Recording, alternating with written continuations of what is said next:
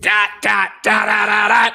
Good morning, everybody. Today we have a phenomenal show for you today. We're going to actually discuss a word you've probably heard of, but with a fresh understanding. What does the word persist actually mean, and how can it actually help you achieve the goal of your future self? We're going to be covering that. We're going to be covering some of the coolest things ever, including a new word I'd never heard of, AfroFuturistic architecture, but with Lego. This is the slickest Lego I have ever seen. We're going to be covering that, and how crypto is now mind-blowingly mainstream, so much so that China is accepting it when the U.S. is pulling back. This is getting crazy, folks, but before we cover any of that on this wonderful show, you know what we're going to do. We're going to cover Cup of Gratitude. Grab your cup of tea. Grab your cup of coffee. We're actually going to be sharing what we're grateful for. And before the show kicks off, do me a favor. Like the show. Good morning, Monet Craner. Good morning, Jessica. Monet says crypto on fire. Hey, Monet, if you ever want to talk crypto, me and Marissa actually paid for a bunch of our expenses on this latest real estate purchase with our crypto earnings. I know Jessica, who's on the show watching right now, and her husband, Miguel. Miguel or Michael? I'm sorry. I think it's Miguel. We've been trading crypto news. My good buddy in Norway and I have been on a competition of whose 5 altcoins are making money. We know a lot of people are dipping their toe in crypto. No, this isn't going to become the crypto show. Trust me on that. We've got other more important things, more important to your personal development, but we can always talk about crypto in the Facebook Goals and Gratitude group. You're always welcome to jump over to, that is right, there, the Facebook Goals and Gratitude group, and let's talk about crypto, because I actually think you need to know it. As a web design company, we need to know it. It's actually infusing e-commerce. But as investors, hey, we're losing faith in a lot of what the stock market and what the U.S. is offering us. Why don't we actually just exchange Bitcoin and Satoshis and Ethereum? We'll talk about that some other time. Tell me what you're grateful for. Monet says, well, that's crazy. Yes, I would love to hear about it. Still foreign to me in a lot of ways, but I bought in. What did you buy? I want to hear about your purchases. We'll talk about that later. So what are you grateful for? In the comments below, yes, play with us. Let us know what gets you out of bed today. I'll tell you what I'm grateful for. Number one, absolutely. Lisa Welsh says, Lisa Welsh, whose son considered buying a car with his Dogecoin earnings, but decided to do the smart thing and holding on to his Dogecoin. Lisa Welsh says, I want to make my own veggie coins. Yeah, let's create a white paper. And that white paper will talk about how we're funding the development of vertical farming with crypto, and we're paying for it with veggie tokens like VeggieTales, only a little richer. So let's talk about what you're grateful for this morning. Number one thing I'm grateful for this morning, my beautiful people, is this. My copies, my beta test copies of my book, The Top 100 Dream Igniter. This is the new edition. We kind of updated it. It was one of the first books I've written, but it was dated and we needed to update it. Yes, I got a notification today that they sent us our 8 copies. I'm going to hand select 8 people who have already raised their hand to say, yes, they're interested. Monet says, yes, please, to the veggie coins. That's what I'm talking about. Those books are coming in. They're in the mail. They're headed to me. And as soon as they arrive, I will hand select those lucky individuals who have expressed interest early on in helping me read through the book and make it better, make sure it's useful. And then we will do the pre-launch and pre-sales and all that fun stuff from there. It's going to be awesome. Monet says, so freaking awesome. Grant, congratulations. Thank you, Monet. I love it. I love it. It's part of why I do this show, for the accolades. No, to connect with you lovely freaking people. But what are you grateful for? I share what I'm grateful for. There's plenty of you on the show right now, 10 of you, 12 of you, 7 of you. Please do let me know how you're starting your day in gratitude. If we're going to be chatting about crypto, which is awesome, we should be chatting about what's lighting our fires today, what's keeping us excited. How are you starting your day in gratitude? That's my morning cup of warm gratitude. What are you excited about today? I'm going to just pause for 3 seconds and give you time to let me know what you're grateful for.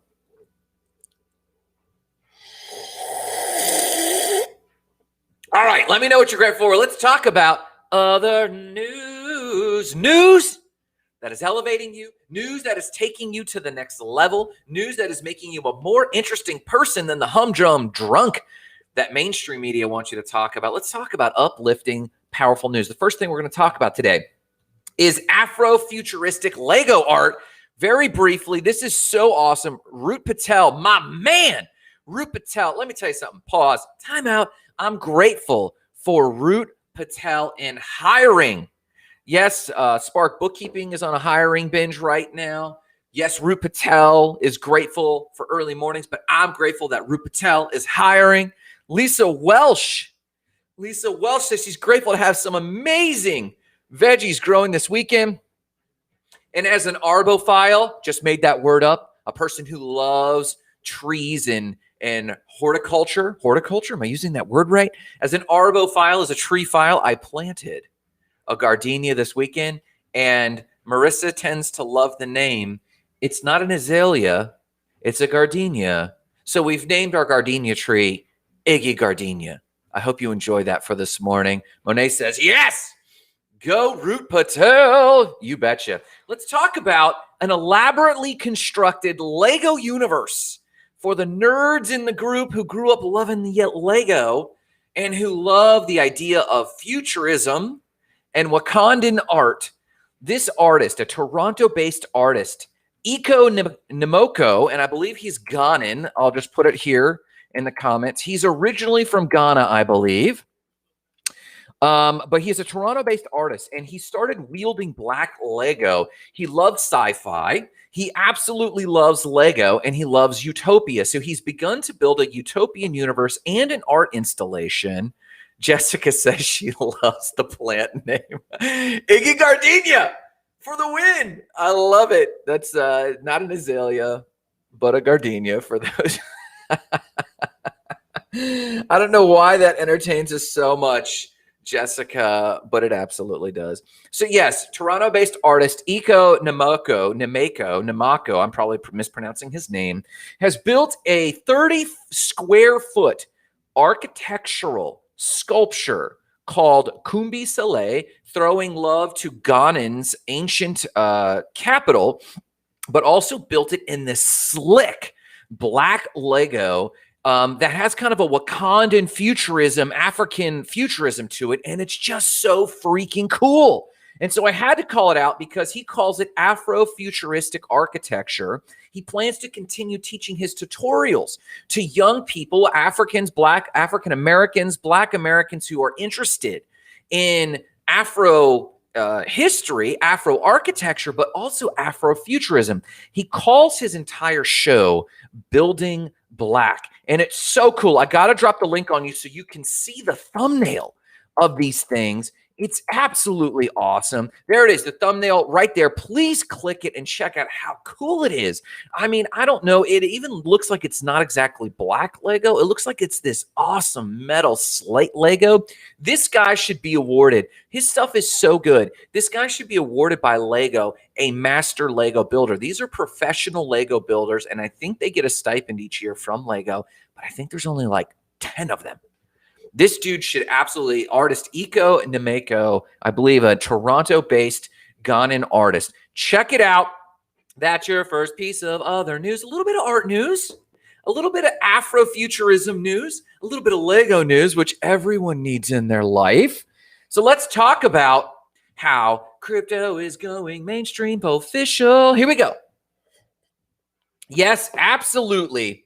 Cryptocurrency is going completely mainstream. The head of the article, I think Katie Yates says, boom, today I'm especially grateful for Jared. You know, there's some days that our loved ones are our greatest fans.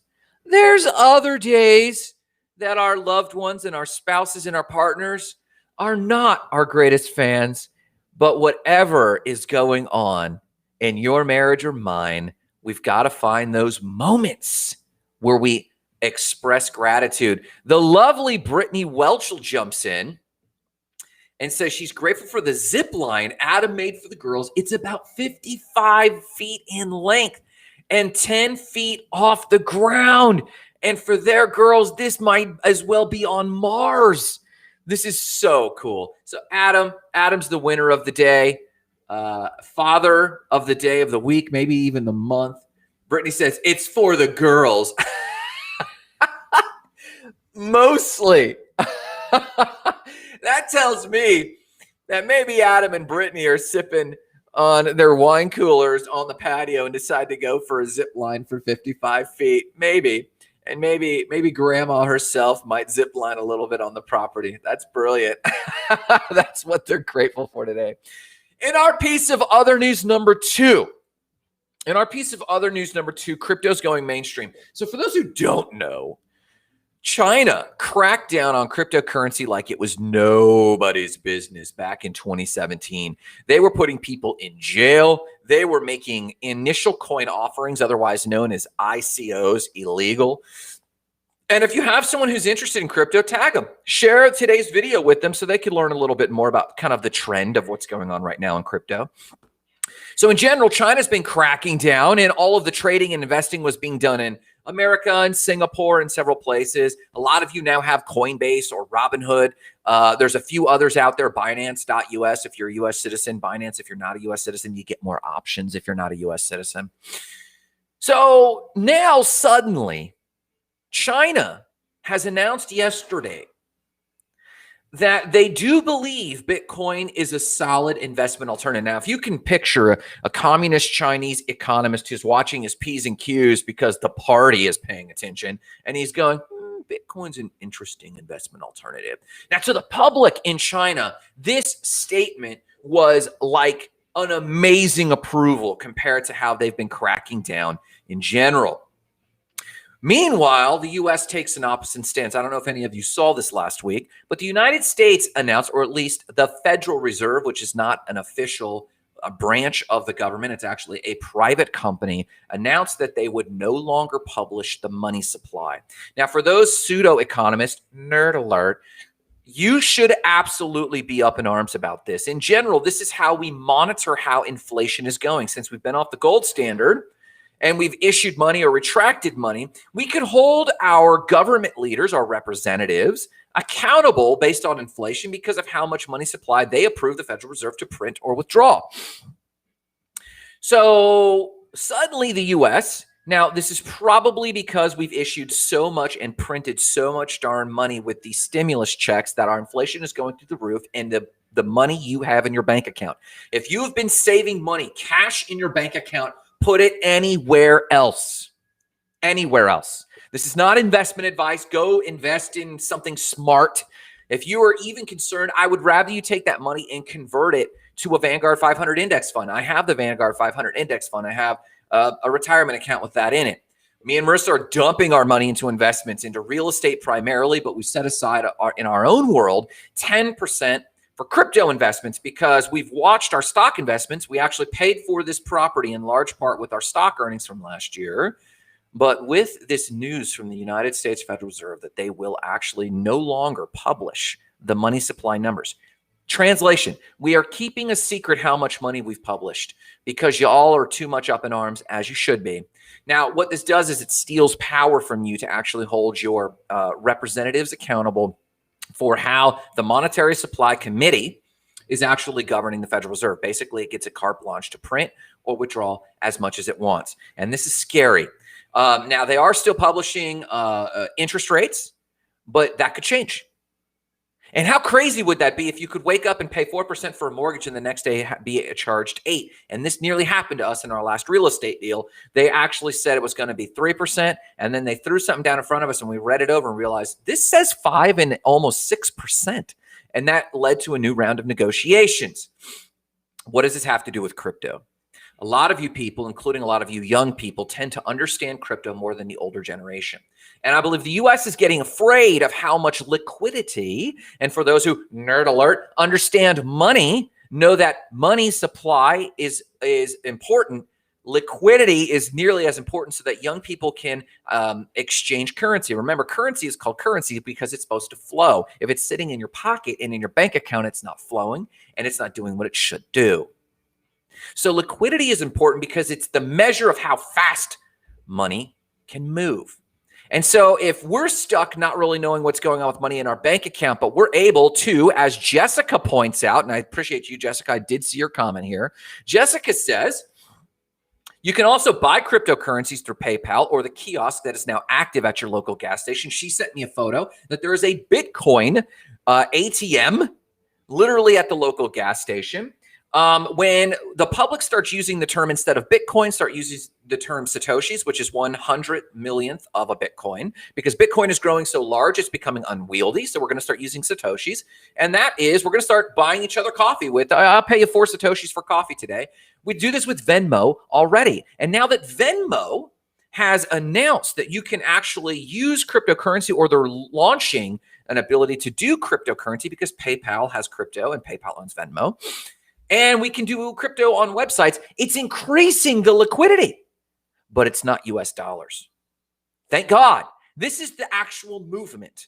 This is the movement of people going, we're in control, because think about this. With blockchain and immutable ledger, you can always see the money supply.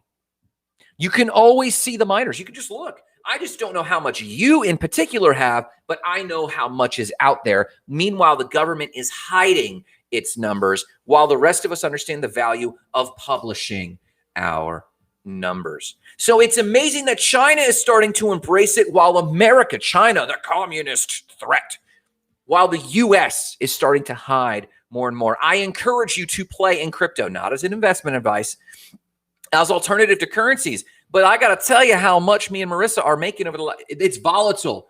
Money is made in volatile markets, not stable ones. Inflation happens in stable markets. Investments happen in volatile markets. And I would be lying if I told you I did not make enough money to pay off our appraisals, pay off our inspections on the last property with the money I was making. In effect, I was able to close our last deal because of our crypto investments. Not investment advice, but it's what I'm doing. And so we're carving out a small percentage of our portfolio to be focused on our play over the next 18 months. So we'll talk more about that some other time, but it is going mainstream. You and I, someone else, Monet just said she bought in. The average person is buying in, and I would love to talk more about it in another forum. But yes, that is what's going on. And you can see the article here about China announcing what it's up to on crypto. I am whole hog, absolutely bullish on cryptocurrency and how it will disrupt. Now, the US might be able to compete if it launches its own USD coin. And it might try to. It might try to regulate it, but try regulating a cryptocurrency that no one can track anyway. Plenty of conspiracies around it, plenty of interesting things around it, but I recommend you pay attention. You do not want to be left behind when someone says, how do you want to pay for that? Or they say, we only take payment in Bitcoin. You already go to gas stations and say you'll pay less if you pay in cash, because if you pay with credit, which other people control, I get charged all these fees. You're going to show up to a gas station one day and they'll say, hey, we'll give you a discount if you pay in Ethereum. We'll give you a discount if you pay in Cardano. We'll give you a discount if you pay in Ripple or in Satoshis. We probably won't do too much more exchanges over too much of the long term in Bitcoin, I believe. But pay attention to that. That will make you a progressive citizen so that you won't be ignorant. Thank you, Jessica, for correcting me. Yes, it was Miguel. Thank you. He's texted me, and I didn't want to call him Michael, and I thought it was Miguel, but I appreciate that. So here we go, guys. Let's talk about, that's our bit of other news, and I hope that elevates you. Hope it makes you smarter. Hope it stimulates some of your synapses, some of your dazzling dendrites dancing about what's possible for you. But let's talk about something that I'm more geeked out about. Can I be more geeked out about something else? Yes. The only thing I'm more geeked out about than technology are words. Let's talk about the word persistence and what it really means. So for those who don't know, at one point in my life, I wanted to be a cross-cultural etymologist, not ethnologist, though being an ethnologist would be absolutely fun. An etymologist, a person who studies words. And I would love to spend the rest of my days deconstructing words. There was a powerful book put into my hands that gave me superpowers. They gave me a superpower of word. Jessica, thank you for clarifying. Miguel is Spanish for Michael, so you are technically correct. Thanks for throwing me a bone. I also wanted to be ethnologically sensitive and correct. So Miguel deserves to be called Miguel. And he gave you that awesome last name, Ojeda, right? Come on now. So as a armchair etymologist, I love powering up words. You go through life and you wield words day in and day out, but your life has only the shallow meaning or only has the depth of meaning that correlates to the depth of your understanding of the words you wield. Think about that for a second. If you just grew up using words like, persist, what does it mean? It just means to keep on keeping on. To keep on keeping on in spite of challenges. Well, you know that's not good enough for me. I'm an optimizer, and I want to know what the optimal word is in the optimal moment. You know, oftentimes people claim that Greek was the best language to write the Bible in because it was so specific. And they often say this sort of phrase about the accuracy of Greek. And though I may or may not agree about its application to theological terms, in terms of having a language that's largely based on Greek, English in particular has more words in its vocabulary by a factor of 2 or 3 than the nearest other language. In fact, if anything, I was significantly challenged in Haiti because their language was significantly challenging because they used the word li and la, which we understand as articles. For example, in Spanish, la bodega. You know, we use this article la meaning the, but in Haitian Creole, it could mean dozens of things depending on context, and context clues are important. Very difficult language to acquire, even if you knew French. So as I look at words, and I love the depth of meaning of words because when I speak to people, I want to be careful with my words. You know, there is an ancient scripture where it says where there are many words, there is much sin. And I think allegorically we could apply it to the English language in a lot of ways. But I think what it's really getting at is that we use words haphazardly. And I don't think we should use words haphazardly, though I am Mr. Motormouth and I do often get caught in speaking what could seem as casual. I, at the same time, try to make sure that I am not just saying words, but that I am choosing them and wielding them. Allow me to give you a depth of understanding of one of my favorite words right now, persist. You see, yesterday was a tough day for many people. Nearly every person in our office yesterday, though we were kind, though we performed well, I have to applaud Kiana for a lot that she endured. I have to applaud Amber's productivity yesterday. Marissa, her first day back from living her dream vacation with her dream girls, walking the Arizona Trail, and she has to come back and face, CSS and HTML code? Are you kidding me? I was just on the Arizona Trail smelling sagebrush and battling cacti. Why on earth would I want to face CSS and HTML? I feel you, girl. So when the world to a person is feeling a malaise, that wasn't just our office. I think a lot of you reached out and were just having a tough day. In fact, the markets were having a tough day. If you're watching crypto was curving, a little camelback yesterday. It dipped a little bit. Now, don't be fooled. Though the world was going through malaise, that camelback in crypto was actually just because of a power outage in China. And I think they're actually experimenting with controlling money supply by controlling power supply as it comes to crypto. And it tanked to 51. Boo-hoo. No, that's your entry point. And that's why I bought more Bitcoin and Ethereum. And now it's at 55,000. Thanks for playing.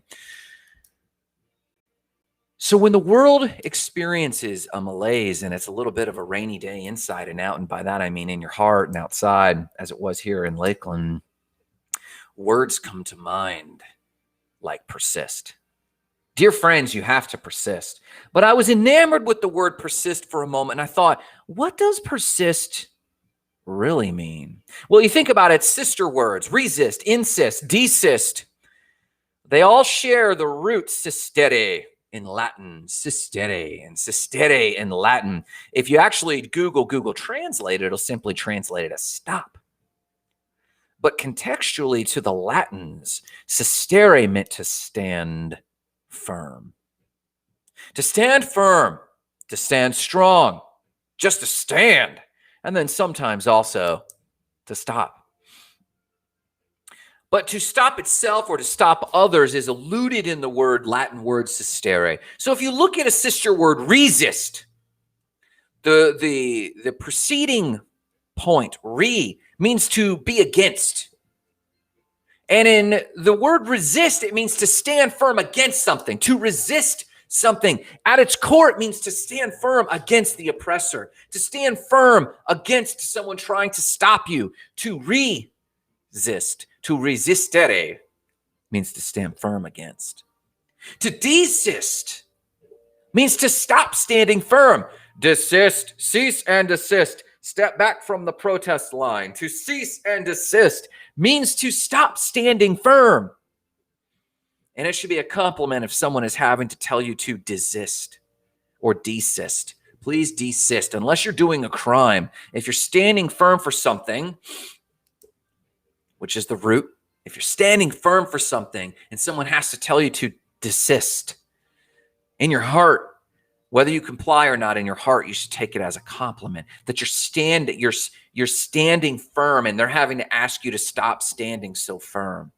Another sister word, insist. Sistere, meaning to stand firm. Insist, meaning to stand firm upon something. I must insist that you ignite your life of explosive significance. I must stand firm upon the fact that I want you to live an ignited life of explosive significance. To insist means to stand firm upon. So what, pray tell, does persist actually mean? Sistere, from the Latin to stand firm or to stand strong. Well, the preceding part here is P-E-R, and it comes from the Proto-Indo-European root forming a preposition that means forward. Now, in the Sanskrit, it also correlates to the Sanskrit word pari, P-A-R-I, meaning through. To go through something. It's a preposition to be through something. And in the ancient Hittite, it comes from the ancient Hittite para, P-A-R-A. And it means to be outside of. Paradigmatic. Having a new paradigm is having a new frame of mind that stands outside of your old frame of mind. And the Greek correlate is para, P-E-R-A, meaning to stand across or beyond. The Sanskrit pari, the ancient Hittite para, the Greek para, all mean to be something outside of or beyond. Again, thinking of the words paradigm or parabola even, something that's shooting off. So if sistere in Latin means to stand firm, in the Proto-Indian European root that correlates with something beyond, something future, something outside of, something through, then to persist means that you, in spite of challenges, are standing firm in the vision you see yourself through those challenges, through being the Sanskrit. The Sanskrit. To persist means to stand firm in the vision of what you see through challenges, Sanskrit. To persist means to stand firm in the vision outside, in the ancient Hittite, outside of the challenges and the mundane that you see around you. To persist means to stand firm in the vision you see for yourself on the challenges you currently see around you. And lastly, taking from the Greek, to persist means to stand firm in the vision you see for yourself, your future self, across and outside, the Greek use of this word outside and across all things that are holding you back in the present. To persist means to stand firm in something outside of yourself, outside of your current limitations, and to stand firm in the direction you are headed. If to resist is to lean back, to persist is to lean forward into something, a future something, an outside something outside of this limited self. All that is context for me to say a blessing to you today. It's Wednesday. what does it say? Worry not or cease not in well-doing. Translation. It's Wednesday. You might be having a tough week, but I bless you and encourage you to persist.